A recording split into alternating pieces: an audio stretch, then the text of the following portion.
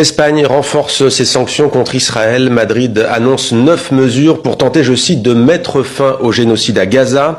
Pedro Sánchez, le Premier ministre, déclare qu'il veut placer son pays du bon côté de l'histoire. On retrouve en direct de Barcelone notre correspondant Henri Delaguéry. Bonsoir Henri. Quelles sont donc les grandes mesures que va prendre l'Espagne contre Israël ?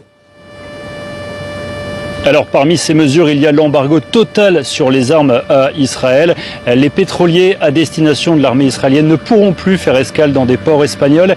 Les avions qui transportent du matériel militaire pour l'armée israélienne ne pourront pas survoler l'espace aérien espagnol. Et puis toutes les personnes qui participent, je cite, directement au génocide à Gaza ne pourront pas entrer sur le territoire espagnol. Enfin, autre mesure parmi d'autres, le boycott de tous les produits en provenance des colonies et des territoires occupés par Israël en Cisjordanie. Voilà comment ce matin Pedro Sánchez s'est justifié. C'était lors d'une allocution très solennelle à la Moncloa.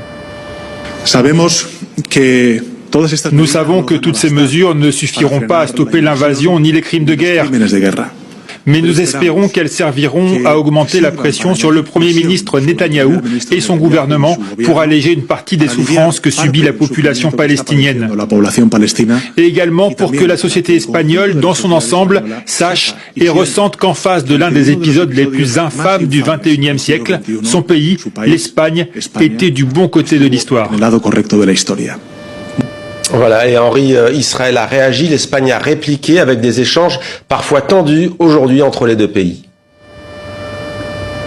Effectivement, Israël accuse le gouvernement espagnol de mener une campagne antisémite. Israël qui a également interdit d'entrer sur son territoire 2 ministres du gouvernement Sánchez, 2 ministres issus de la gauche radicale. Réponse immédiate de Madrid qui a rappelé son ambassadrice de Tel Aviv. Ce conflit israélo-palestinien qui s'invite en Espagne dans tous les domaines, puisque l'Espagne a annoncé qu'elle pourrait renoncer à participer au concours de l'Eurovision si Israël n'en était pas exclu.